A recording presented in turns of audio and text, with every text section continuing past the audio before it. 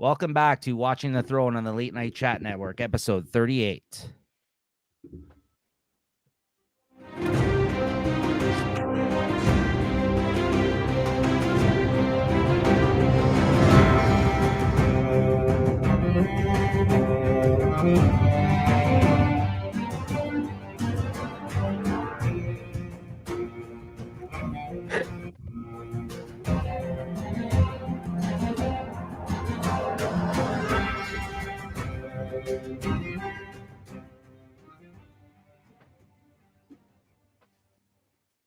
All right, welcome back, everybody. JT, what's going on? What's going on? Sarah. I'm frozen. We're off to a great start. Anyways, who cares about you? You're here every episode. All right, guys. So here we want to introduce our long-awaited super fan of the show here. Not this show, I guess Game of Thrones. You like this show too, though, right, Kyle? But yeah, Kyle, welcome. What's going on, man? How you doing? Oh, good, man. Thanks for having me back. Yeah, absolutely. It has been a while. You guys may or may not remember Kyle. He actually came on as a guest during, like, I guess the start of the pandemic, like almost 100 episodes of Late Night Chat. He came on once. Yeah. Through your own self-admitted, it's got a little too high when you joined us. Yeah. A little over medicated on that episode. But no, it's all, hey, it's all Never. good. Like I said, JT, that's always his state on the show. I don't know how he does it. It's my state all the time, man.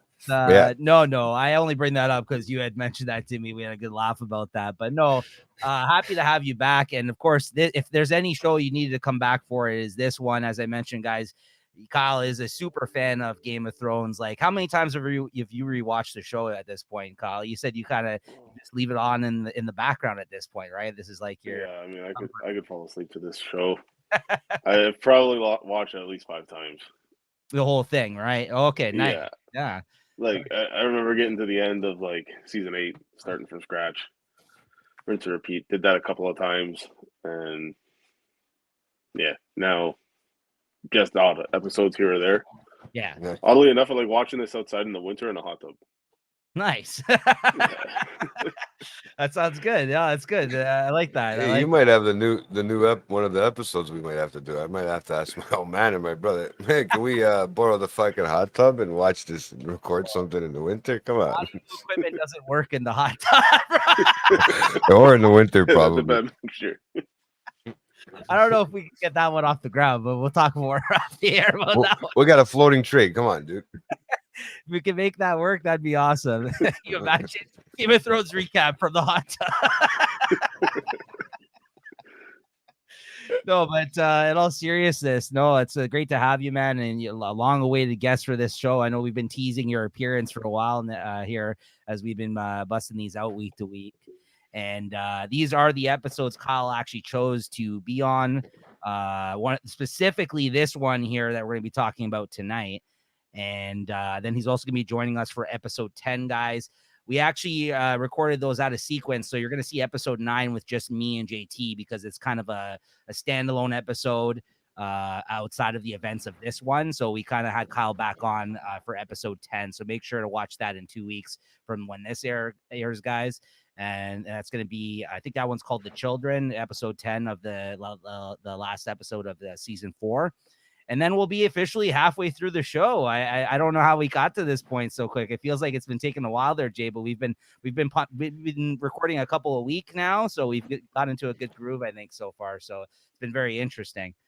But it's yeah, fun to watch and keep filled in it's with it, man. It's nice to watch this show. It's been good. So Kyle, the episode here today that you picked that you wanted to watch is The Mountain and the Viper. Why don't you let us know why you picked this episode as one of your favorite episodes of the show?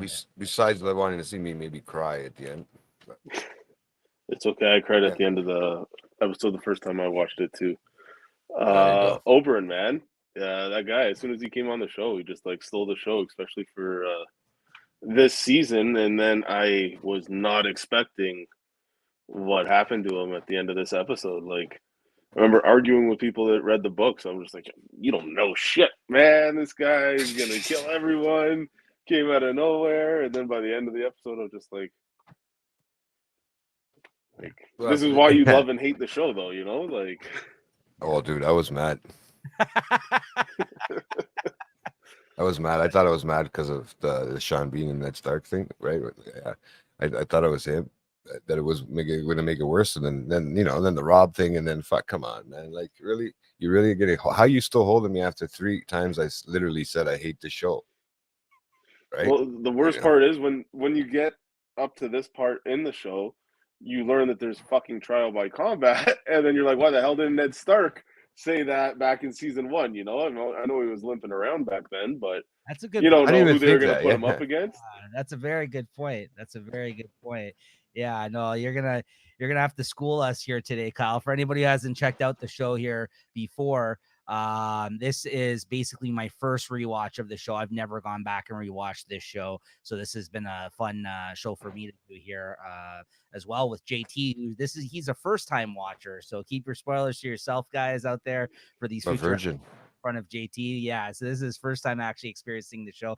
So you kind of get 3 levels of fans here on this episode, which always makes it for an interesting conversation, I find. But yeah, good point. And you had mentioned where were you? You had mentioned specifically before we started recording here today that you actually recall where you were when the reaction you had to this episode. Like this was like a big shock for you. This because you had mentioned Oberyn's one was one of your favorite characters. Still, like after everything, like after having watched the show, this is still one of your favorite characters on the show, right?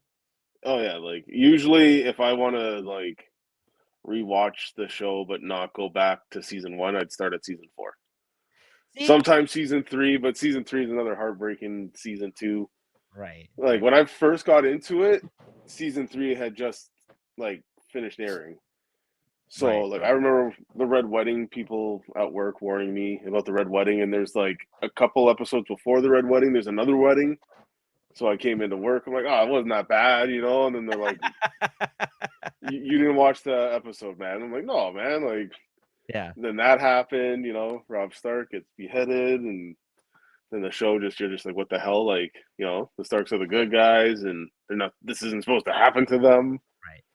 You guys don't lose. Yeah. What the fuck, man? Yeah, apparently they do. Game of Thrones definitely takes the kind of kill your darlings approach, where they're like, yeah, we're gonna build up these characters until you like them, and then when you do like them, we're gonna off them, right? And yeah, that's usually the mark of death. Is as soon as you start to really like a character, they're in for something. I mean, but no, when I first watched this episode, I was renovating my apartment. I had no furniture except for a TV and a dining room table and a chair. I remember watching it in the dark, alone in the house, no one's home, and then his head gets popped like a goose egg, and I'm just like, what the fuck? A man isn't supposed to be that fucking tall, and strong, and I'm like, you're not supposed to be able to just squish a man's head with your freaking hands. And like I remember calling my wife, and I'm just like, "Where are you? Yeah, I'm a little freaked out. I've done that before. Big shadows in this house, it creaks and moans and groans. I'm still getting familiar. Can you get home?" Yeah. Okay. No, that's great. No, that's great that you actually remember specifically where you were. I mean, I love those stories. That's why I was like, please tell that story on the show. When we were talking previous to recording here, Jay, before you joined us, it was yeah. So I love to hear that about like specifically like because even with like we talked about the Red Wedding, I had said like it was probably the biggest shock I've ever had watching a television show. Honestly, like when that episode came out, and just again like this was one of those shows I've been explaining to JT, Kyle. If you had friends at work that watch a show, if you had friends that watched the show, like the next day, you better have watched that episode live. Appointment TV. This was still during a time where people were sitting in front of the I remember a Facebook memory came up a little while ago for me, and it was like a spread of snacks for I think the last episode of the show. That it was like a picture I think Christine put up on Facebook that how Facebook does the memories. Sometimes it came up a little while ago, and I was just like, yeah, like that's how excited you used to get for like the premiere of the episodes, right? Like it was either the season premiere or the season finale or something like that, right? So like, you go the next day and you better have watched that show because you're gonna end up talking about it with everybody, right? So it was that kind of show. Yeah, I remember I used to open my door to anyone that like not everyone has HBO, so they Yeah. liked it. I'm like, yeah, you're welcome to come. You know, I cook a big dinner, but I'd be like, at 9 o'clock, Yeah, you I was shut the hell up for an hour or however long it is. Don't make a peep, I and then after that, all you want to do is talk about like now what shocking things happened. You know. you mention it, I may have even seen an episode, I think, with you. I think actually, now you mention it, I think I may have come over at some point and watched an episode with you of one of these seasons, even maybe the first episode or something. I think I did. I think we did get together at some point and saw one of the episodes, if I'm not mistaken. No, it was that big of a deal at the time, man. Like, so yeah, it's one of Not the everybody had HBO, so back then there was no real streaming, so you couldn't find it anywhere. Yeah, that's crazy. I didn't even think about that. Yeah, and it was one of the last big shows. I feel like it was like appointment like it was like one of those ones where I think people watch that, and The Walking Dead were like the last kind of shows I feel like that people really kind of seem like made before, like you said, before stream, like all the streaming, and before like all like the the fact that you can just watch a whole season when it first comes out, like on Netflix or something like that, of a show, right? Before all that. Yeah, just binge it. Yeah, exactly. That was one of the last kind of shows I feel like I could remember. That was kind of like that. But yeah. So, what overall thoughts of this episode, Jay? How about your thoughts watching this one for the first time? Obviously you're disappointed in Oberyn. You had mentioned you were loving Pedro's character. What do you think of this? Yeah, it was, man. I was enjoying, his character. I was enjoying a lot of stuff that was going on, and with the whole everything leading up to this too, with him wanting to defend, you know, Tyrion and stuff like that. So for him to do that, I mean, it kind of topped to put the cherry on top, saying, this guy's a really, he seems to be a nice guy. Just banging everybody and everything was more than enough. I mean, was more than enough for me. But yeah, to be honest with you, once he put his foot down and said he'd battle for him too, and that I really had some respect there. And so why coming into this to this episode, there's a few surprises that we hadn't seen in this, like not like a few little sneaks that I was like, oh my god, I forgot about somebody else that came in.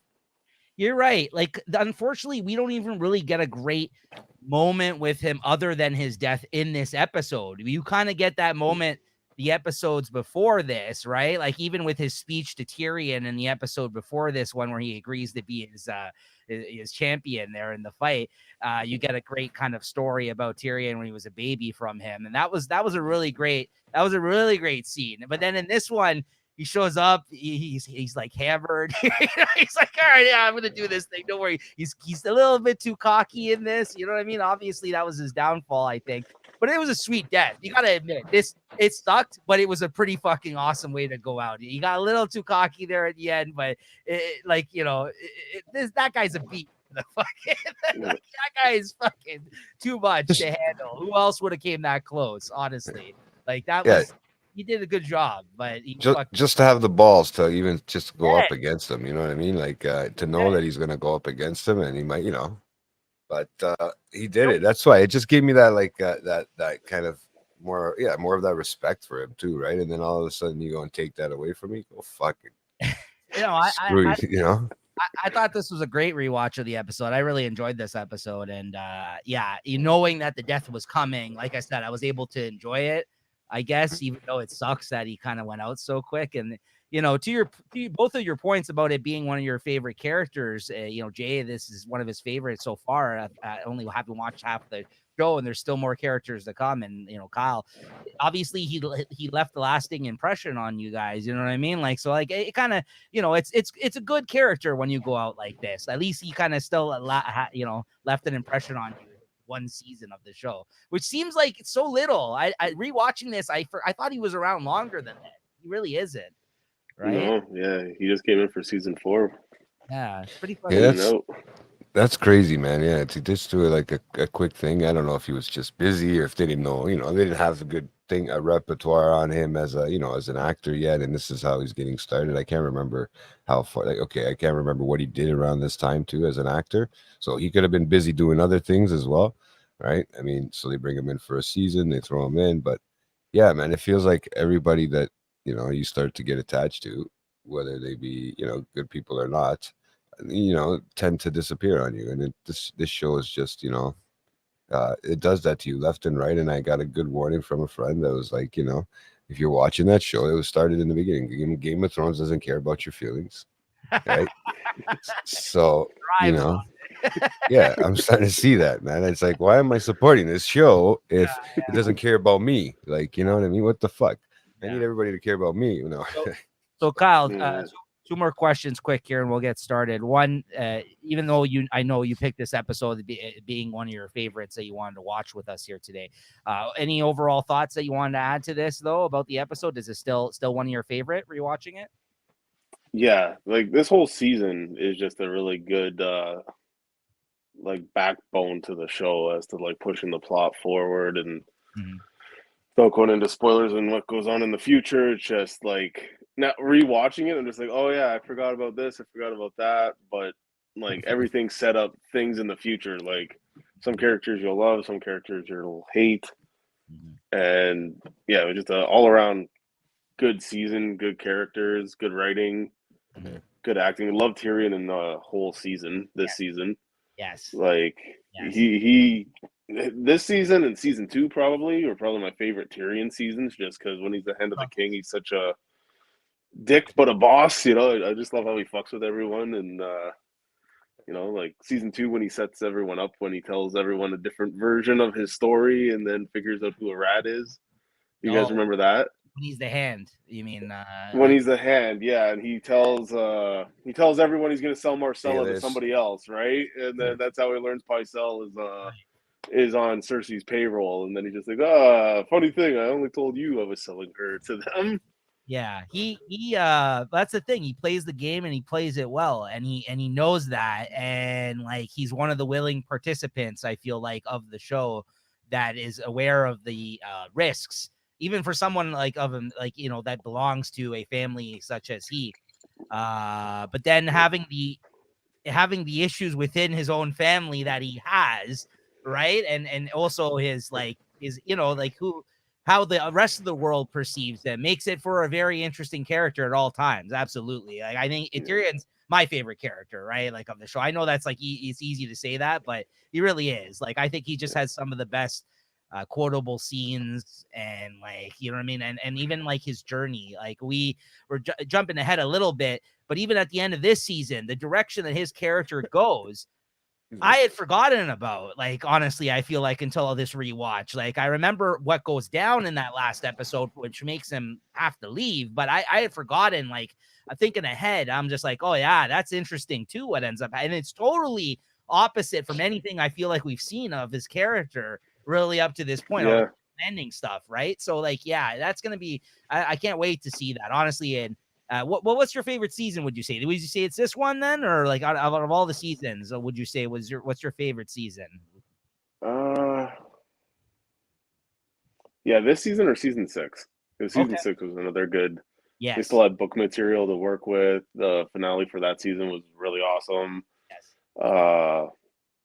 Yeah, probably this season or that season. Okay, and quick thoughts. I got stuff good to look forward to. That's what you sure do.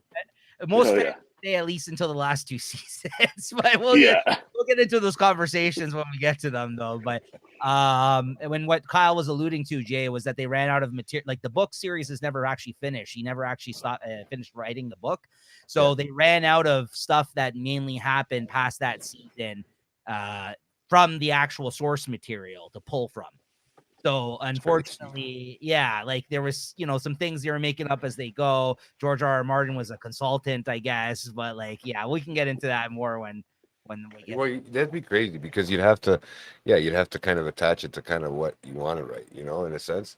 But it's weird. It's that's fucked up to see that, to have a show go longer than the book and the source material, like you said. Right. So. But Kyle, very quickly, also, what did you think of House of the Dragon? Overall thoughts? That's another great show. Yeah. I like it for different reasons. I think everyone, to a certain level, is a scumbag on some form of level. Yeah. And it's nice to see like bad people trying to get one up on other bad people. But Game of Thrones definitely, there was a clear, who the good guys were, who the bad guys were, who the ones in the middle, or the ones that like to choose who they're allegiance is to based on the season or based on what suits them. But House of the Dragon, I'm looking forward to that. And I've heard like that show's going to go on for like 10 seasons. What? Not necessarily with these actors, but House of the Dragon is basically a Targaryen backstory. So they might do like Aegon the Conqueror's Interesting story after this. I heard these didn't actors are supposed to last for 4 seasons because that's what the books are going to tell. I don't know if it's a contract, just the books. They said like that's how much they could stretch it out with a good story. I gotta say, I was a little disappointed that they kind of had to abandon the young characters so quick in the show, because they split up the season with having switched the characters over and aging obviously a lot of the characters like halfway through the season, which I thought was kind of jarring. And I thought we were going to get at least a season of them at that point in time. But yeah, the fact that they switched over the actors halfway through the season and aged a lot of the people as well, and changed the actors for a bunch of them as well, like I thought was pretty shocking. And I was like, how fast are they going to move this along? That's what kind of got me thinking. But to your point, like you're saying that you're talking about maybe going on for that long. I'm surprised about that if that's the case. I know they could ride dragons back then. They can get their places farther, quicker. I mean, this is how many. I heard there's gonna be no more like time jumps like in season 1, where more time jumps. We're young. No more time jumps. No more. It's just gonna be a full story of what the hell do they call it? It's okay. I have these moments too. There's I forget what the book's called.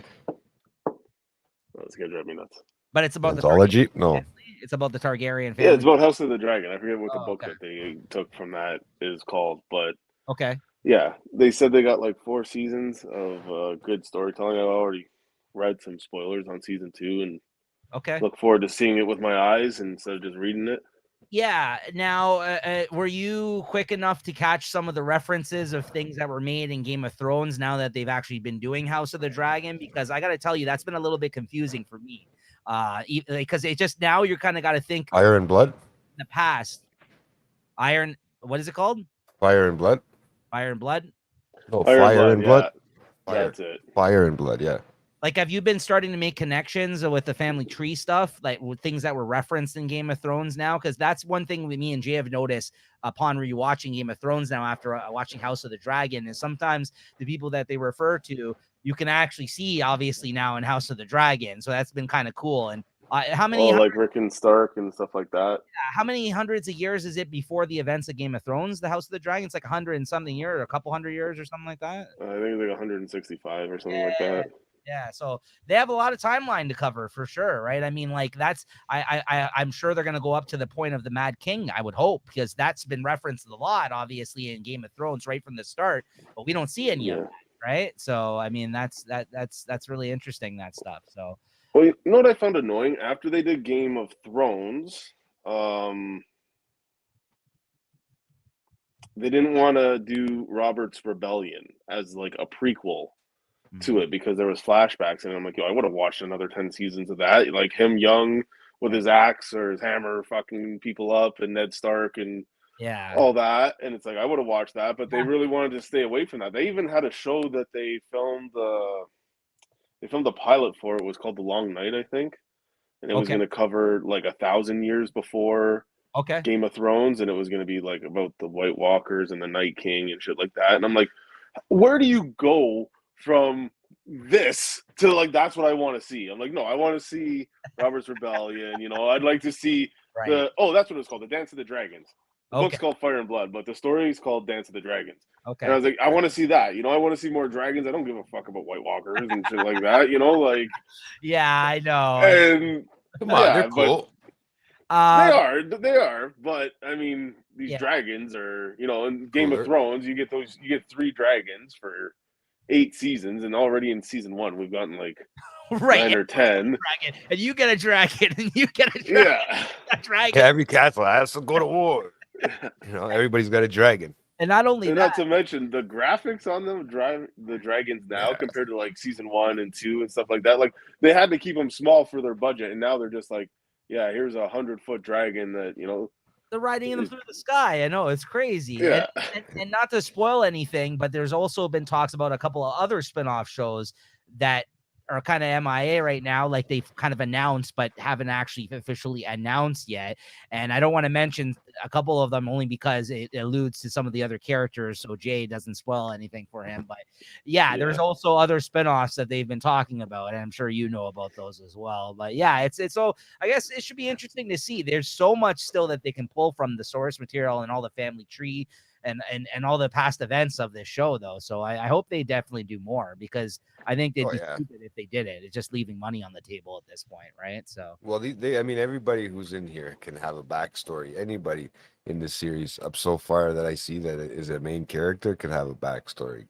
The way they are in this series alone. So I mean, if I can do a cartoon version of the what do you call it? The dragons talking to themselves, like whatever, like like a little animated version, how they do, a lot of those things like Star Wars and all that. I'll leave oddly enough, there's an animated series from Game of Thrones about House of the Dragon that you can watch on YouTube. Oh, I didn't know that. It'll spoil the whole series for you. But yeah, there's like little mini stories that the actors from Game of Thrones used to tell about the lineage of their houses and whatnot. And they did like, it's like a 30-minute video on House of the Dragon. Talk about their fine scotches though.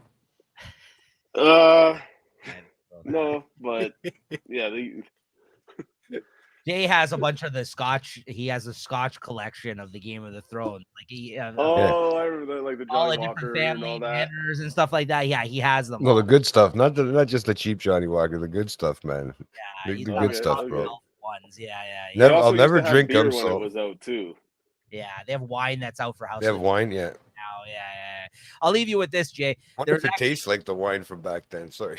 There's a petition that went around for them right now. It's got like, I don't know, fucking probably like millions of signatures at this point for them to redo the last season of the show.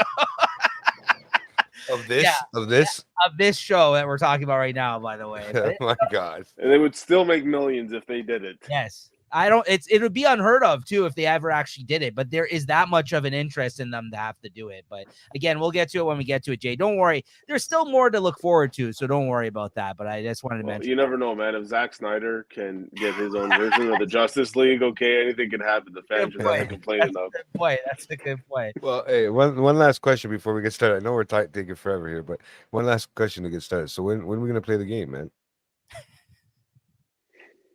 That was it. There you go. Don't you have the game? He's alluding to Risk, the Game of Thrones Risk. Oh, the Game of Thrones Risk anytime, man. That's that's a commitment though. That's like 4 or 5 hours minimum. Exactly. Bro, I have nothing to do after 8:00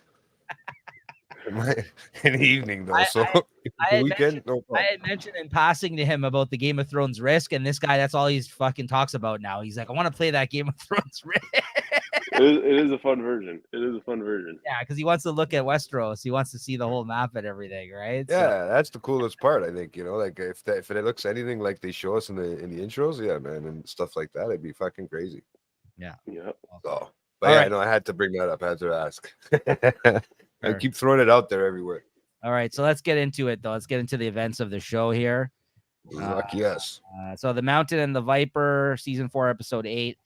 So it starts off in Molestown. Also, by the way, I got these notes and kind of edited them for my own sake off of, again, we've been trying out this new format for this season, trying to take the synopsises off of like a Game of Thrones wiki that's online. That is quite useful.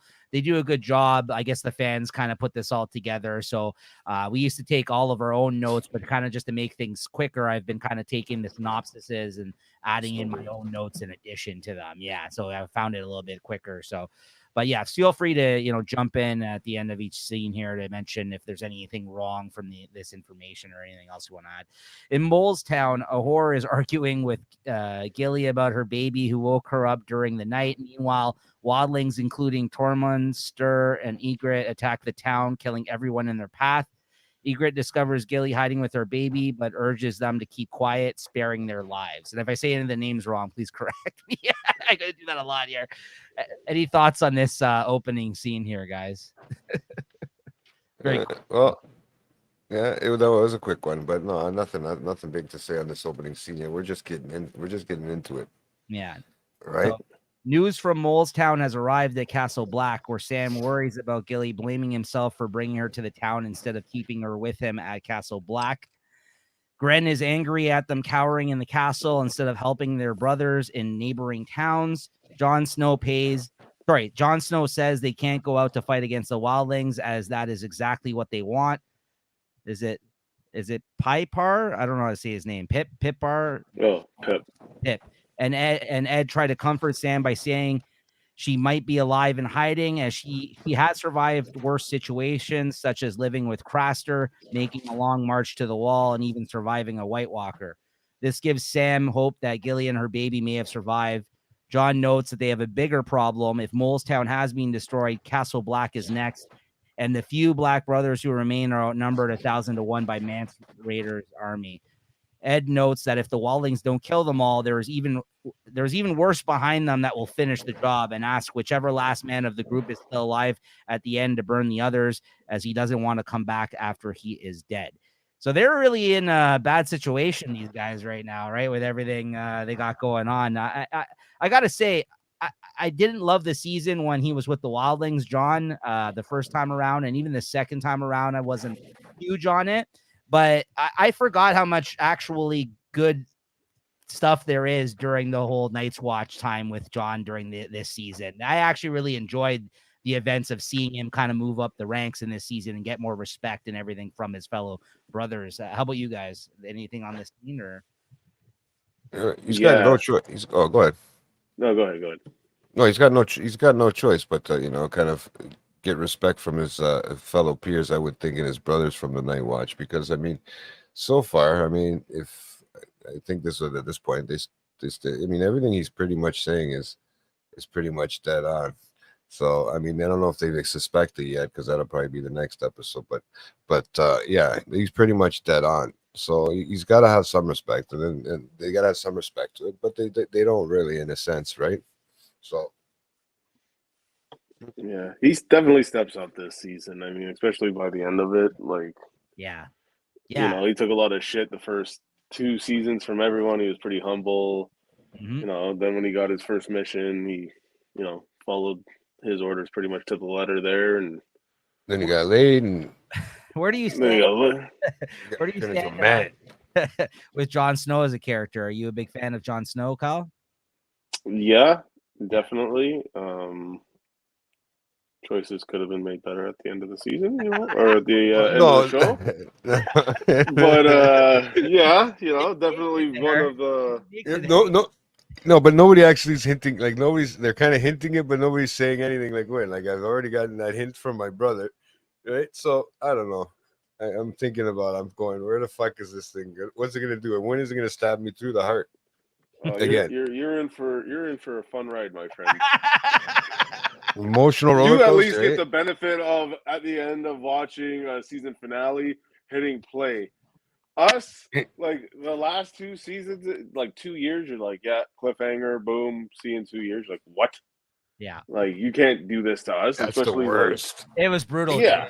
Yeah, it was brutal. It was really bad. Yeah, we were talking before the recording of the show, actually, before you jumped on with us, Jay, and we had also talked about the fact that I think back in maybe it was season 6, we couldn't remember if it was 5 or 6, but there was a season where 3 or 4 episodes actually leaked, Jay, online prior to them airing on HBO, and it was one of those things where, like, again, you could not watch them. Like, even if you're like, you know what, I'm gonna save them, I'm gonna watch these with everybody else as they come out weekly. Like, it was one of those things where, like, if you didn't watch them, again, people that were watching them would be talking about them around you. Like, I watched all 3 or 4 right away. I couldn't fucking help it. But then you had to fucking wait every week for the new episodes to come back out. It was the worst. That was the worst, because you had to wait like a month For whatever reason. That only happened once. I don't know why. I don't know why that happened. I think when they first did it, they aired like the first episode before it played, and then it was like a huge shocker, like how the hell could this happen? And then they leaked another 3 episodes. Because I remember when that came out, like I was like, oh, you know what? the show's so good it deserves to be watched when it's supposed to, and like get the ratings and all you're one of that. those And then guys, eh? yeah, I was like, oh man, like they put a lot of money into this, Support and the then industry. I watched the first episode, and then I was like, download. I lied to my whole family. I was like, yeah, I'm with you. We're not gonna watch it. And then every time I could, I would just spoil something. Be like, oh man, hope he doesn't do this. Yeah. Wow, how'd you see that coming? Oh You know, boy. it must have been a lot of people just watched it too and then didn't say stuff like you. You couldn't, yeah. There had to be more people like you that were like, okay, I'm just gonna watch it with you guys. Everybody probably did that, but they kind of watched it, Yeah. behind the scenes quick, right? So But then we get to JT's favorite scene here because you see some nudity. Is Grey Worm is swimming with some other unsullied outside Marine. He notices Missandei and a number of other women bathing naked downstream. She spots him looking at her and returns his gaze, standing up slowly for him to see her before finally covering herself. Later, Daenerys asks whether Missandei thinks he was spying on her. She says no, and Daenerys mentions that the Thraki have no taboos against nudity or public lovemaking. Of course, Missandei is not Dothraki, but she says it doesn't matter as Grey Worm isn't interested in her. None of the Unsullied desire women. Missandei says he was interested, though, surprisingly to both of them. Daenerys inquires whether when a slave is castrated, the masters take all of it, both the pillar and the stones. you see, okay, you know what I was thinking about this whole scenario with this whole thing. Like we're talking about, okay, are we like I feel like they're just talking about circumcision, if anything. I feel like they're not talking about cutting it right off. No, Cutting the they're balls talking off, about right? No, being a eunuch, like a lot of the yeah, characters on this show are, because a Yeah, lot of them are taken into slavery. They take away their manhood and shit. That's what he said. Like all those guys are but bred, they still seem like pretty much men when they're fighting. but it's I the Okay, think they yeah, just they don't chop have their balls hair off and they because don't I have think shit it's so like that they that. can't have a family. Like they take that away from them. and Oh, also to lose the desire somewhat, I feel like, for women, right? Like so they only focus on like being a hardened warrior of sorts, because the Unsullied were those crazy fucking Yeah. slaves that she saved. Okay. Yeah, the ones that were bred for basically Yeah. battle, right? Like they're being Yeah. from birth, they put a fucking like weapon in their hands or some shit, right? Like Yeah. I just kind of got like not so much like a eunuch like that. I got more like in a sense of like, okay, maybe they cut the balls off so they couldn't reproduce or whatever, right? well, that's Like why that she kind of asked. thing from So like they you're used to both do the saying it's just dogs the or they balls. do the You dogs. guys are I don't both know. saying it's just the balls then that they cut off. I don't know. I'd like to know That's what that. I thought. That'd be a good question because I feel like it's that or it's like an early like a circumcision thing that they're talking about of some sort, where they're biting the tip off. They like the whole like back in the day where they just boom. Yeah. So Well, I don't know. Like I'm wondering. I could understand that might just find getting out. rid of the balls and leaving the shaft, This is so that they can at least bang, right? If they had to. well, this isn't the last time you're gonna see those two together or talk to one another. So maybe we'll find out. Well, Sande says oh she yeah. doesn't know, to which Daenerys asks if she's ever wondered. Thoughtful Missandei confirms that she has. So there you go. She's down. She's down with it. Well, yeah, she is like as a new thing. Like I don't know, but she's down to fucking fuck. I mean, she's ready. She's just has to ask permission though first. They all do, man. It's so weird when you got to ask permission. It's like going to your own parents and saying, Dad, can I go have sex? Ma, please, can I go? Like this is kind of in a sense, I get it, but your leader. But growing up, my leaders were my parents, so I'd have to ask them, what the fuck? This guy. All right. My mind is way out there sometimes. Today it's been off. Move Sorry. on to the next scene. No one's fucking caring about your sexual encounters in your childhood, right? And then in Daenerys' audience chamber, Grey Worm comes to apologize to Missandei, but she tells him he doesn't need to. He hopes he didn't frighten her, and she says he did not. Addressing her in the common tongue, he tells her the lessons she gives are precious to him. Gently correcting his vocabulary, she notes that she doesn't remember teaching him the word precious. Grey Worm tells her that Jorah taught it to him. She says whether he remembers his birth name, and Grey Worm says he remembers nothing. She asks if he remembers when they cut him, and he shakes his head no. She tells him story they did that to him, and when Grey Worm asks her why, she says it's a terrible thing to do to a boy. Grey Worm counters that Had the Masters not cut him, he never would have been unsullied. He never would have been freed, chosen to lead them and meet her. Missandei is visibly moved by this. Grey Worm apologizes once again, and she stops him while he turns to leave, telling him she is glad he saw her. He tells her he's glad as well. So yeah, there's a little love attraction going on between these two, right? Love connection. Sorry. Yeah, but it's weird, no?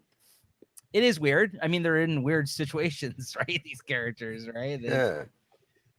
But yeah, they definitely dig each other. Obviously, you find out. They've been teasing it, I think, up to this point, right? Up to this point. But she's a pretty hot one. What do you think, Kyle? Yeah, I was definitely happy when I rewatched this episode. Yeah, I'm like, you guys are taking one away from me. Might as well throw her, assistant in there and let her take her clothes off for her. JT was really disappointed when he found out that Daenerys doesn't get naked past the first season. What? Oh, we're not allowed to ruin things for you. Yeah. It's a long stretch if she ever does, though. Again, it's a long stretch. He has not done it again since the first season up to this point in the fourth season. So whether or not she gets naked in the future, it's a long stretch. It's right? up to her. I thought she got naked every season. No. I've been keeping my eye out, bro. All right. Every time I see titties, I write it down. Kyle, I remember. I think that was one of those things where I think when she got popular as a character, I think she had said she doesn't want to be naked anymore, right? I think because this is, I think during the period where I think we're supposed to respect this character. So I could respect you naked. What the hell? I agree. Who wrote these rules? I don't know. Exactly. This is if I had we can't respect naked emperors or whatever. Like this is prior to what are we living for? So I don't we all came into this world naked. Yeah. Listen, if women want to lead naked, I stand behind that. Okay, I second that one. Okay, I second that one. Let's make it 3. All right, moving on. Ramsay Snow sends Reek, JT's favorite character. No. Oh my god, this guy's too much, bro.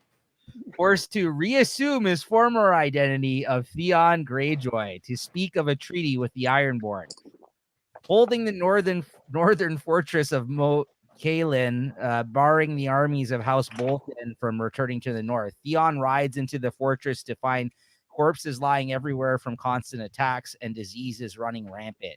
The Ironborn remaining are sick, under-equipped, and outnumbered. The garrison commander, Ralph Kenning, refuses the offer made by Ramsay of safe passage in exchange for surrender and clearly thinks Theon to be an imposter, but he is cut down by one of his men who accepts it on behalf of the soldiers. The Ironborn surrender to Ramsay, but he has them killed and flayed regardless. This was one of my favorite scenes, other than the death at the end. This was probably my favorite scene in this episode because he's like, "Yeah, don't worry, like he's like, we're gonna take care of you." And then and there's a transition of a scene cut to him like fucking like with it. Yeah, the guy's just dead. And I'm like, why would you like? I mean, it's of course, when Ramsay's involved, I'm like, that guy's not gonna let him off. Yeah, honor everybody. It's fucked up, bro. This is one of the more interesting storylines going on right now. It's such a fucking weird storyline, this whole Theon thing with Reek and Ramsay and everything else that happens in this show. Still, well, you know what? Up until this point, fucking Theon deserves everything that fucking happens to him. Absolutely. No, come on, bro, man. Like he's, I guess. I mean, I have. It's a weird feeling I have with that guy because I do like him in a sense, but then they cut his dick off, poor guy, and ate it. Yeah. He used to use that a lot too. Yeah, I mean, he doesn't deserve to be like. I mean, he deserves a lot of this, but to be like, brainwashed to this point, it does get sad at this point in time, like what happens to him. So you do kind of feel for the guy, but he did a lot of. Here's the thing: the only thing I'll give him, I'll give him, shoot him some bail for, like make it so like it's not totally his fault, is that he was lost. He was truly lost between wanting his father to respect him and not realizing that he had a family all along with the Starks. Like so. Well, we've already realized everybody in this show has daddy issues, so we've already realized that. But I mean, Okay, now, Theon, you know, everybody in their life, wouldn't they like to have a Theon, a Reek, a little Reek? Wouldn't you like to have like a personal Reek with you? Like they should have, hey, you know, like that'd be cool, man. Like Ramsey's not, he doesn't have it all fucked up. I understand, but yeah, it's kind of weird, man. When Oh, you he's sadistic. What are you talking about, Ramsey? Yeah, Ramsey's all fucked up. no, but Man. I mean, I'd like to have myself a personal guy. Like I tell them what to do, and they'll do whatever the fuck I say. Come on, bro. Nobody in their right mind has never thought of that. No. Or am I the only one? Yeah, Sorry, you're the one, bro. it's dead silence. No, Yeah, sorry. I don't want a fucking personal slave. No thanks. Yeah. Hey, I'm capable. I never used that word. I just used the reek. Yeah, it's pretty much that's what he is. All right. Peter Baelish is testifying before a tribunal consisting of Lord Yon Royce, Lady Anya Wainwood, and Sir Vance Corbray. The lords are suspicious of Lisa Aaron's death, which occurred so soon after her marriage. Baelish has been attempting to spin the death as a suicide, but the lords don't believe him, given Lisa's devotion to her son. Not happy with Littlefinger's explanations, they say that they would rather speak with the only other witness, his niece, Elaine. After confirming that Baelish can stay for her testimony, Sansa reveals her true identity and relates the tale of her captivity and escape from King's Landing. She continues truthfully telling of Lisa's mental instability, jealousy, and death, changing only a few details, saying Littlefinger only kissed her on the cheek and Lisa threw herself through the moon door. Sansa breaks down in tears, and the lords are convinced, but while none of them are looking, she gives Littlefinger a stone-faced look. This is also a pretty crazy fucking scene, too. She could have baited him out in this scene, and speaking of people that have been playing the game, I think the more and more that we see of Sansa at this point in time, she's gone from a victim to somebody who does seem to somewhat feel like she's got a hand. She's starting to get a handle on things in terms of tricking people and the deceiving people and everything else, right? Like she's she's growing and maturing as a, you know, and she's playing it smart. Like, you know, you're not watching, but behind the scenes, she's making slowly the right moves. I feel from what I'm watching of her so far, like, you know, judgment calls and stuff like that. You know, to keep herself, I guess, alive and who to trust. You know. Kyle, I don't think you were a fan of this character, were you? Very much, Sansa. You know what? Like up until now, yeah, because you know, like you said, she was a victim and whatnot. This was very much when she, you know, started playing the Game of Thrones. Later on, yet again, season 8, questionable choices, but you know, well, you'll get there. This guy still got guys. He still has anger for this show, man. Holy fuck! Oh man, 20 years give later, me that petition right now, and you know, there'll be a few more signatures on there. It's safe to say we're not going to see Kyle back on the show when comes season 7. He's like, I'm out. Well, I can. I mean, it's gonna not be happy thoughts at that point in the timeline, you know. that's the best. Those are the best shows. We might have to bring you back on at that point so we can hear you bitch about everything you hate. Yeah. Well, see if we're at the same page, right? That's because I haven't got there yet, bro. I don't know how I'm gonna react in certain parts. You know what I mean? Like, so it should be interesting, bro. So well, you'll see after this. It's just the only thing I had with the later seasons was the pace.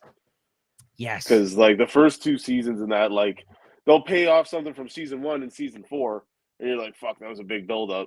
Yes. And then season 6 or 7 and 8, you're just like, because they didn't afford themselves the time anymore for because they wanted to like end the show, which is again like, and I've mentioned this. You know the reason behind that? What? Okay, so I'm very happy. I hope this is true. It might not be, but so the directors Dan and Dave got offered a Star Wars trilogy, so they didn't like purposely fucking ruin the show, but they just had bigger things to move on to in their minds. Yeah. And then after the backlash of season 7 and 8, Disney pulled their contract because they said, you can't get away with that. Like, what are you going to do to Star Wars next? So they possibly nerfed this project in order to work in Star Wars, and then they just gave it to J.J. Abrams. Yeah. Basically, he won anyways. He basically wins every way around. His name's somewhere and everything. Well, he just throws his name on producer on everything, even though he doesn't have executive or whatever. Nothing to do with the project. Yeah, let's throw my name on there. He's actually in some hot water recently too because of that, by the way. But anyways, that's a whole other topic. But yeah, that's a whole other show. Yeah, that's interesting. Yeah, no, that's why I kind of want to get into more of that kind of behind the scenes talk when we get to those seasons, because there is a lot of interesting stuff that has actually very recently. Even I heard there's been some talk because of the popularity of House of Dragon. A lot of the actors that worked on those seasons have now finally come forward with their actual feelings on things that were going on behind the scenes as well. I've read a couple articles on that as well. Yeah, so it's very interesting. So That we could can be get interesting. more of that when we get to that point. It is some interesting behind the scenes type stuff going on. But yeah, to Kyle's point, the pacing was fucked because like it would take a whole season for you sometimes to travel at a certain point with these characters. Literally within the same episode, they're like, oh yeah, let's get on this fucking boat and journey this next to this place. And then the next thing you see them getting off the fucking boat and you're like, what the fuck? I can answer that one. Boats are actually quicker I'll get the than fuck. walking. All right. Anyway. Sorry, bro. But yeah, good scene. I thought this was interesting that she didn't bait him out, quite frankly, because I wouldn't trust Littlefinger. You know, Baelish is fucking sneaky, but interesting. She's a creepy woman. Lisa was crazy though too. So like, I don't I would. She's no more sucking of the teat for her son there. Her poor guy. Sansa could have ratted him out, and she would have been fine. She could have lived at the Eyrie. You know, they would have took care of her. That was Stark. I know it is a weird move, but she's playing. I guess she has other plans. Well, you said it. You said it the best, right? So playing the game. It's not a bad thing to have a favor owed by Littlefinger. Yeah, no shit. As Sir Barristan Selmy watches the Unsullied taking the bodies of the crucified masters down outside Meereen, a small boy approaches him, giving him a scroll bearing the seal of the hand. Fuck, I forgot about this big scene in this episode too. There's a lot of fucking great scenes in this episode, guys. This is a really good one too. He reads its contents slowly in consternation. He confronts Ser Jorah. The document is a royal pardon signed by King Robert Baratheon. Barristan surmises Jorah spied on Daenerys in exchange for the pardon, which, if you guys recall in earlier seasons, he was working, trying to get, back to able to go back to King's Landing, and right, I believe was the case, like, because he was exiled essentially at that period of time, right? In the beginning, Jorah begs for selling slaves. Yeah, that's right. Jorah begs to be allowed to. Barristan surmises Jorah spied on Daenerys in exchange for the pardon. Jorah begs to be allowed to speak with her privately, but Barristan tells him that he will never be alone with her again. In an audience before her, a seething Daenerys demands an explanation, and Jorah says it was a ploy by Tywin Lannister to divide them. Daenerys counters that the pardon was signed the year they met, asking him whether he claims the pardon was forged. Jorah admits that it was not. He soon confesses to giving Varys information on Daenerys' activities in Essos. Daenerys angrily says that is telling them of her pregnancy by Khal Drogo led to her near poisoning at the hands of a wine merchant, if you guys recall that scene. Jorah then protests that his actions stopped her from becoming poisoned, but Daenerys retorts that this was only because he knew it might be coming. Jorah begs for her forgiveness, but Daenerys denies him, saying he betrayed her, selling her secrets to the man she holds responsible for the death of her family. She spares his life, however, and gives him a day to leave Meereen. She warns that if he is seen in the city after that, his head will be thrown in a slaver's bay. Jorah is last seen riding from Meereen on a horse. And this is the last time we see him in this season, actually, having gone ahead already and watched. Yeah. He's probably out there crying, man. I know. Poor guy, dude. She told him straight up. Yeah. Again, his journey is very interesting moving forward past this. I actually really like Jorah a lot on this show. And, I'm just going to say he's going to meet up with another character, too, at some point, Jay, that's gone off, in another direction. We'll just throw that out there as a teaser for you. So, yeah, very interesting stuff lies ahead of him. Yeah, for Jorah. Jorah, as long as I know he's still going to be in there. He wasn't a bad guy either. I mean, he's pretty decent here. He's alive. She actually spared his life, surprisingly, because with her anger, I'm very surprised they survived this ordeal.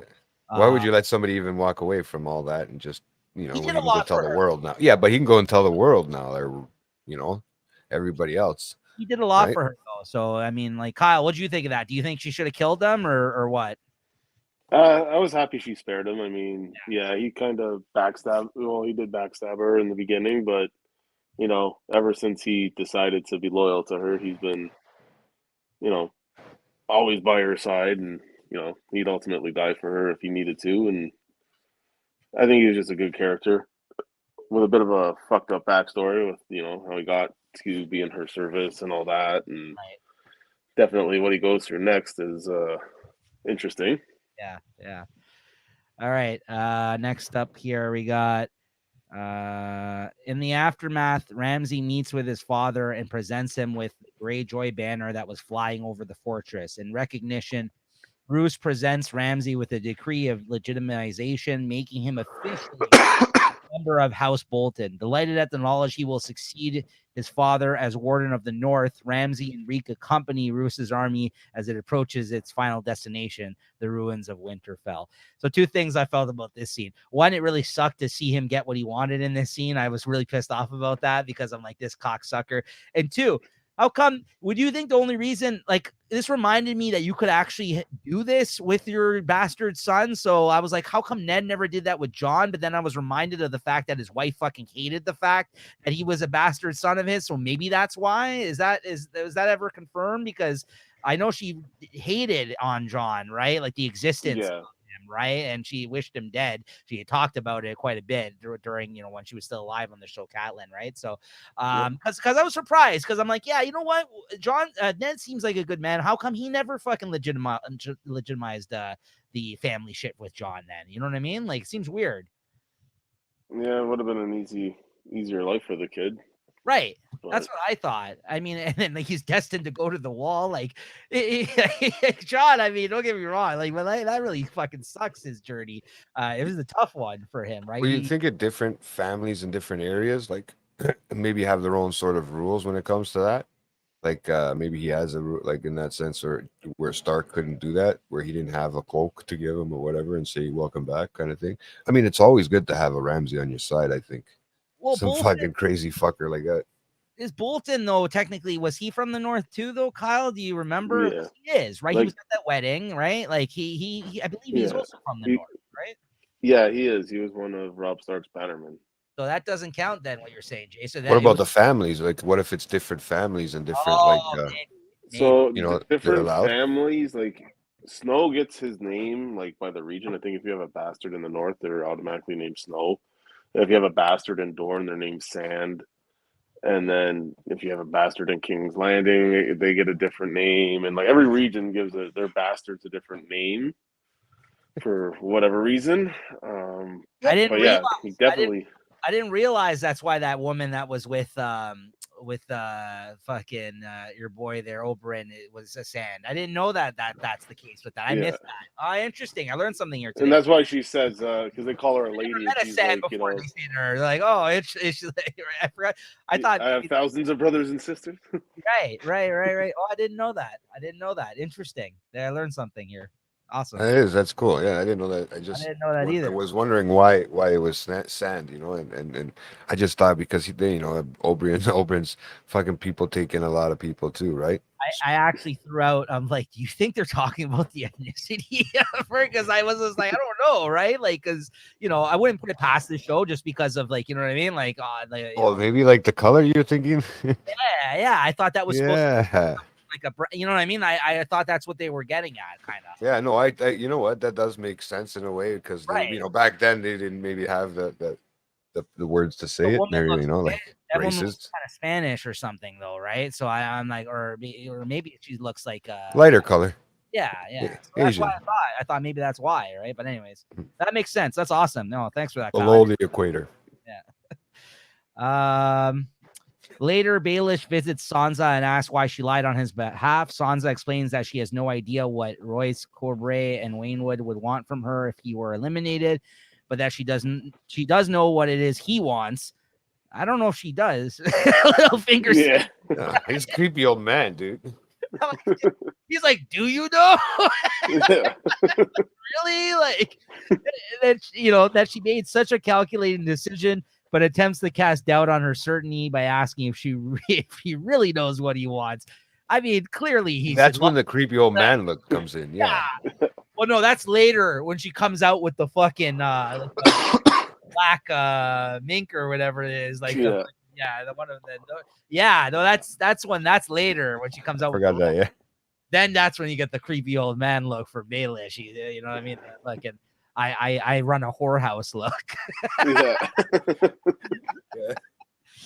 Because I'm like, either she's just cock teasing him at this scene, which she could very much like be doing, even though she's a virgin. But she's also like, yeah, I know what you want, Yeah, there it is. There it is, Sansa. Yeah. The way he fucking All right. at some point before or after this event, as he's the Hound, or as he's known, Sandor Clegane and Arya Stark arrive at the bloody gate of the Eyrie and are informed of Lisa's death by Sir Donnell Wainwood. The Hound stares in shock, where Arya begins laughing due to the irony. That's a pretty awesome scene too. Yeah.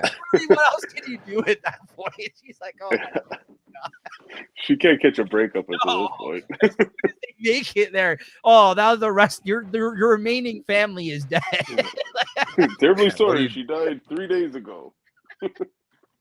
Yeah, dude. I don't know why she started laughing, but because you can't do anything other than laugh in that situation. Sometimes you're driven to that point where you're just like, well, look at last season in the timeline, right? She's going to meet her mom and her brother. Then she gets there at the end of the red wedding. And end of season 1, her dad's head gets chopped off. What happens in season 2? One of her friends dies. Right. And the Hound keeps losing out on a payday. He's just like, I don't even want to be with you anymore. I just want to be paid and be on my fucking way. Yeah. I didn't even think about that. That poor girl has like everybody in the season die on her that she's going to see or that she's with. That's why she's laughing, bro. Like, it's wow. ridiculous. It's getting comical, fucking ridiculous, right? Yeah. She's gonna be turned vicious after that, man. I would think. Fuck, going forward after, man. Later on, as Littlefinger and Robin prepare to depart on a tour of the Vale, a raven-haired Sansa accompanies them in a feathered black dress with a plunging neckline. There you go, Jane. That's the scene where he gives her the look when she emerges wearing the black. Unfortunately, I don't have that picture though. All right. In the last hours before his trial by combat, Tyrion and Jaime share a final drink in Tyrion's cell and reminisce about Orson Lannister, their simple-minded cousin who spent his days smashing beetles with the rock. Tyrion tells Jaime of how he used to observe Orson day after day in an attempt to understand his motives. But in the end, he was never able to come to reach any understanding. Tyrion asks Jaime if he thinks Oberyn stands a chance, but Jaime is not optimistic. As the bell rings out to announce daybreak in the city, Jaime takes his leave, wishing his brother luck. This meaning of this scene was lost on me. Like, I get it, he wasn't all right in the head, their cousin, but even I don't know if there was an actual point to, like, did you guys take a point to this scene? Like, what he was trying to, what was the point of him telling that story? Like, what was it supposed to? That he's basically good at sitting back and observing things and studying things. Like, I mean, from what it sounded like, he was describing, somebody that was maybe mentally challenged at the point that he was watching, right? Yeah. Okay, I want to be a PC, of course. You know what I'm saying? Yeah. So, obviously that's what it felt like, right? So he was maybe saying to his brother that he's always sitting back and watching, but he's not too sure about Oberyn because he doesn't understand, like he hasn't had enough chance to like figure out what he's about. Like, yeah, he had that little moment with him where he gave him that speech. I like that. I didn't think of it that way. Yeah, I was just like, what was the point of that at the end of that speech? I thought it was funny, but I was just like, there was no no, but I kind of the whole beetle smashing thing, and I just started really thinking about it too, right? And I was like, maybe that's what he's getting at, right? Maybe he's like, because he's always learning, and he's always like, they always thought he was the fuck up, and he was all this and that. As we know, going forward, I mean, it gets crazy, but right now, I feel like that's what he was kind of trying to allude to. I don't know. I could be wrong, but that's what I got out of it. I know, I like that. I actually didn't think of it that way in terms of his observation of folks and that that's one person he couldn't figure out. Is that what you took from it as well, Kyle? Or did you think there was any point to this one? It was lost on me. Yeah, no, I didn't know. What the fuck is this? Just a brother moment, or I didn't think there was anything like. I don't know. I haven't had a brother moment like that. That's why I can relate in that sense. I haven't had a brother moment ever, and I got three of them. So I haven't had one like that, but I've had a lot of them where I've had to try to explain something like that. Like where I say I just sit back and watch, and then I come out when I need to, you know. I just think that there's so many of these great, like, kind of speeches made in these episodes and observations and stories that are told that have ultimately a meaning to them. This was one I feel like I didn't connect with me at all. Like, I got what he was trying to say, but it just kind of felt like there was no, like, you know, moral of the story somewhat to me. But I like what you said, Jay. Maybe that's the case. I do like that. Yeah. No, because I feel like I mean I just relate, because everybody relates stuff like music and stuff to sometimes in their personal, like even TV shows, they really release it relate it to some sort of personal moment in a scene or what in that scene, right? That has to depict their life or something, you know. So it for a split second, that's what it made. It's like, you know, see, I get what he's trying to say, trying to explain himself to somebody that, you know, I sit back and watch. I'll pull my cards when I have them, right? Like, you know, I'm not going to show my full hand in that sense, right? Right. So I like it. I don't. He goes, I haven't seen. Basically, he's basically hasn't seen Oberyn's hand. You know what I mean? So he's like, what's in it for him in a sense? Right.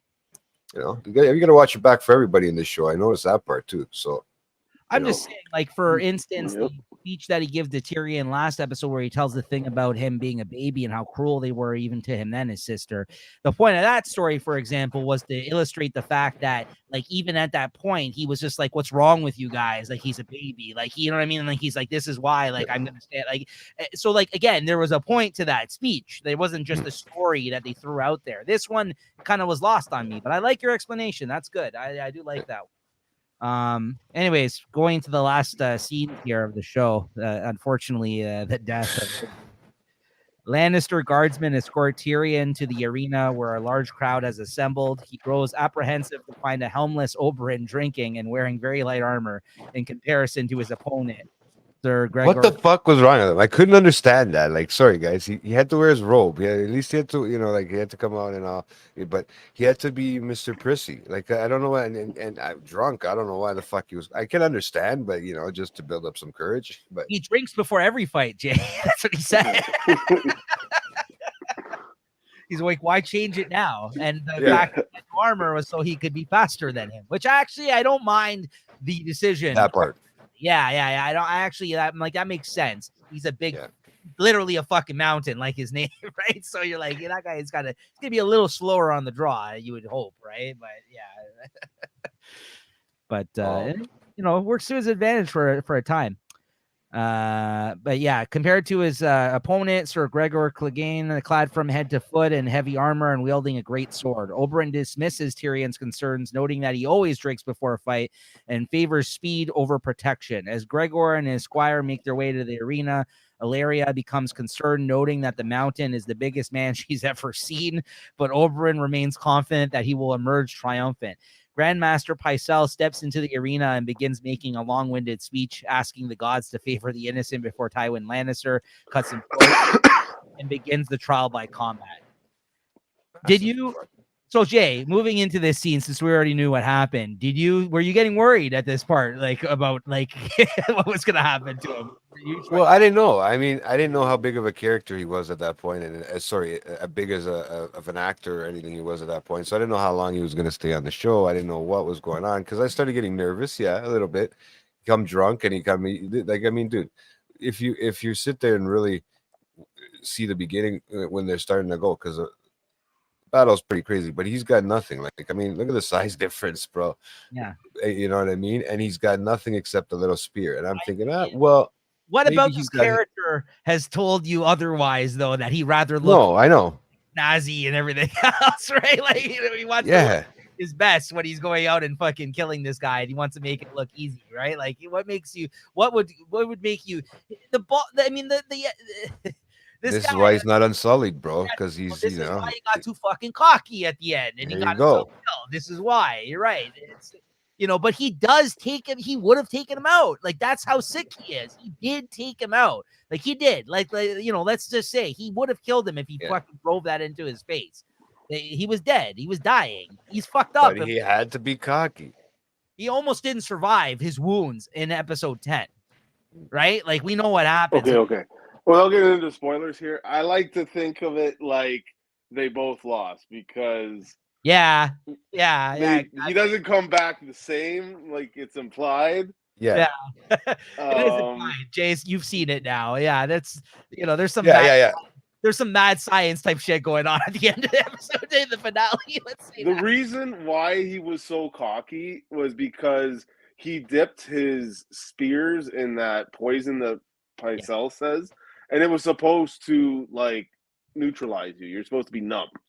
You're not supposed to be able to move. Which we actually don't find out till the finale. We actually do not find that out until 2 episodes later. Yeah, that's very true. That's very But the mountains, you know, whatever poison you use for one man, I'm sure he probably should have stabbed him like 10 times, and then that probably, you know, done the trick. But yeah, exactly. Yeah, absolutely. I remember when this came out, man, watching videos on Instagram of them, you know, when he stabs them, and then they just repeat it like out, in, out, in, out, in, and then he like walks out like a pimp. And I'm like, yeah, that's exactly how I wish it went down. It just ended, yeah. Yeah. I was about to say, I don't want to get too spicy with my talk here. I'm talking about your boy here, Oberyn, who dies in this episode. Yeah, so no, you're right. But you know, admittingly, that was his downfall. But it just sucked that again, I'll go on with the scenes here, but like the fact that he was going to get justice, like he was so fucking, like that was his only goal, was to get justice for the death of his fucking sister, right? Like that was his main fucking goal here, right? Why would any of us hate on him for wanting to do that? I was rooting for this fucking guy, right? Like, of course, bro. Like, I felt like he was a good guy that came out of nowhere. And then you were like, oh, he's like a good guy's finally going to get his moment, you know? Like, you know, you saw how Ned Stark went out and everything, and it's like, this guy is going to do it, you know? He's going to stick it to likes Cersei to have sex Tywin, like crazy. And, you know, he just fucking dropped the ball right at the end. Yeah. Cockiness doesn't get you nowhere, bro. Fuck, eh? What I loved about him, too, was he was one of the few people that had the balls to stand up to Tywin. Yes. And nobody in Westeros to stand up with anybody, as we can see. I mean, not only that, he was a lot smarter than he kind of let off to be, because it was also revealed in the last episode when he said to Tyrion, like, there was all those moments where his sister was trying to play him, his father was trying to play him, and he kind of pretended like he didn't know what was going on in those moments, like he was falling into their trap. But yet to Tyrion, he's like, yeah, all the, you know, your whole family, they're trying to fucking do all this shit. Like, he's like, I don't know what they're trying to do here. I you know, your sister, she really fucking hates you, man. Like, she's like, yeah. I like how he tricks him too, when he's like, oh, I had a walk with a stunning blonde. He's like, oh, dude, your sister. He's like, oh, he's like, yeah, her. Yeah. He's all about love and fucking. That's right. The whole character was great, man. It was such a good, nice character. But you know, obviously, nothing nice lasts forever, and Westeros or wherever the fuck. For an actor, though, having a fucking a death like this is a fucking achievement, though. A lot of actors love. There's so many great actors that have a great death on the screen, right? Which people remember them. People remember the deaths, like, right, more sometimes than, like, you know, even them being an asshole throughout the whole show, right? Trust me, there's some great. Well, this looks so realistic too. Yeah, that was probably the only realistic thing besides the people like that. Like, you know, there's no CGI needed for that one. There, we'll just grab a fucking watermelon.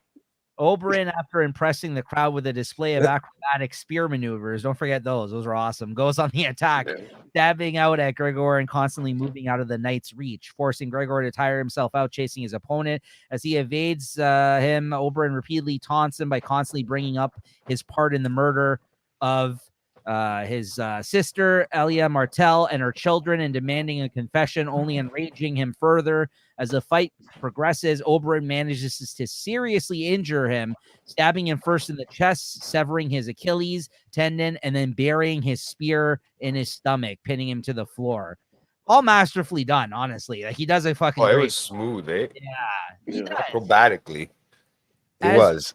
As Jaime and Tyrion exchanged a relieved grin across the arena, furious Oberyn circles the prone Gregor, demanding that before he dies, he confesses murdering Elia and her children, raping Elia, and that it was Tywin who gave the order. However, Oberyn stands too close to his seemingly defeated opponent, and Gregor manages to trip and seize him.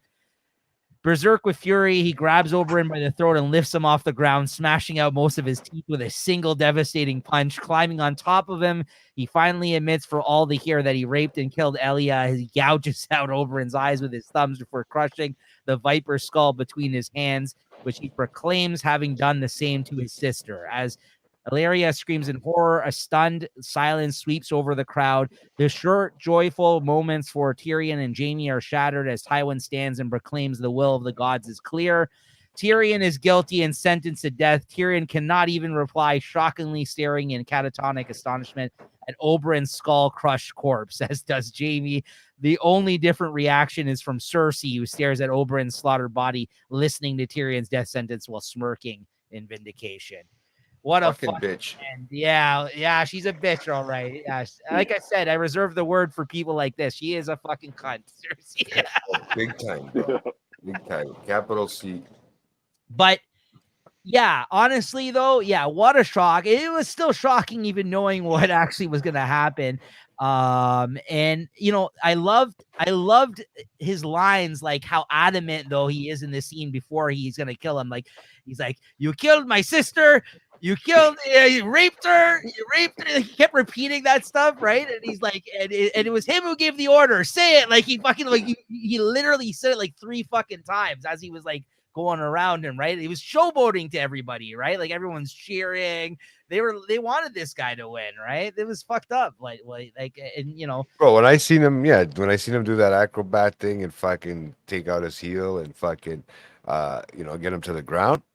But yeah, there just seemed to be too much talking, too close. Like you kind of didn't expect, but then you realize, look how close this guy was to that guy. Like, I mean, you don't even know for sure if he's not breathing because you can't tell with that metal. Yeah. Right. So you don't even know. Like that. I'm thinking to myself, what's going to happen now? Right. Because there's still time. You see the bar on the bottom and how much time you still have left to watch. And I'm like, there's still time for something to happen, cocksuckers. Tell me what's going to happen. And then he swoops him off his feet and gets him to the ground. And I was like, oh my God, here we go. And yeah, when I seen that reminded me of like 1980s horror movies, the way he squeezed that head, like, and watching it, because that was real. Like they had to have taken something and dressed it up, I would think, bro. The worst death on the show thus far. So far, do you think this was the worst death? I mean, going through the fucking moon door would have sucked. Yeah, but you don't see them splat. No, you're That's right. the problem. Right. It's definitely the most gruesome death I think that we've witnessed so far. But I mean, like, in terms of fucked up shit that has happened, I mean, I guess you could say the Rob having him on the horse after he's dead with the wolf fucking head on his head was pretty fucked up. That was pretty. I forgot about that one. That was kind of fucked up. But again, you didn't really even see that all too well. What went down with that scene? He's kind of in the background when all that shit's going on. Joffrey's death was pretty gruesome, but satisfying too. Yes. I forgot about him too. Oh, I fucking loved that. It's death. I hated that piece of shit so much. Me too. And when they killed him in like the beginning of the season, I was like, oh my God. Like, if this is what they're doing on episode 2, what the fuck do they have planned for episode 10? That's what I love about the show too. It always happens on the weirdest fucking numbered episodes. You would think it would happen in the finale, but they have so much like cleanup work, like jobs to do on the finale. I mean, in this season, you got death in the finale, but even so, wow, there's actually fucking 3 big deaths in this season. Now I'm just realizing 3 big ones this season. Big characters, yeah. Well, actually, Oberyn wasn't. I mean, he was there for a short period of time, but big characters in other sense, yeah. It's a crazy fucking death, though. Yeah. Wow, for sure. It was great. It was great to see.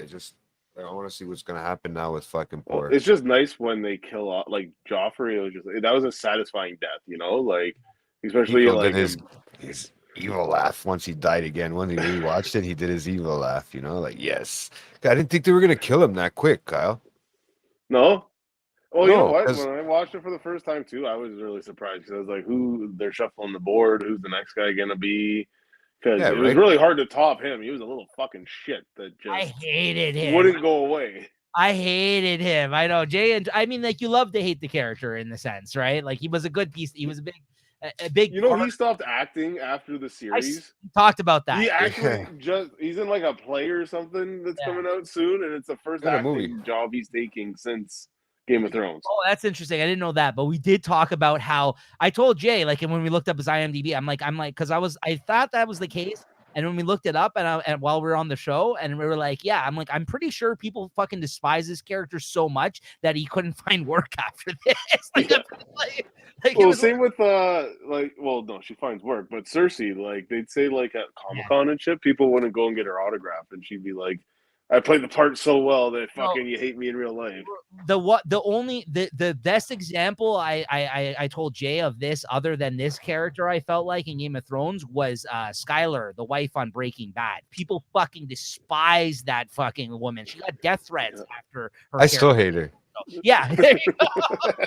I still hate her, bro.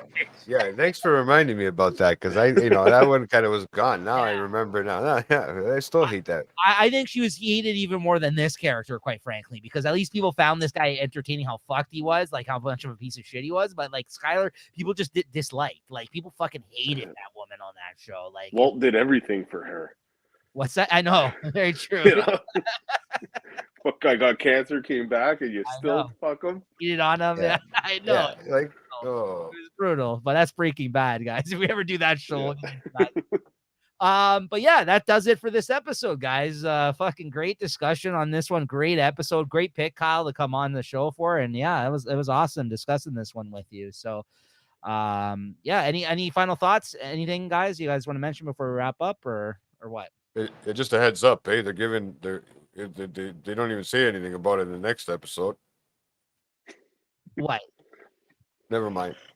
No. We're gonna wait a whole 2 weeks for this next episode now, guys.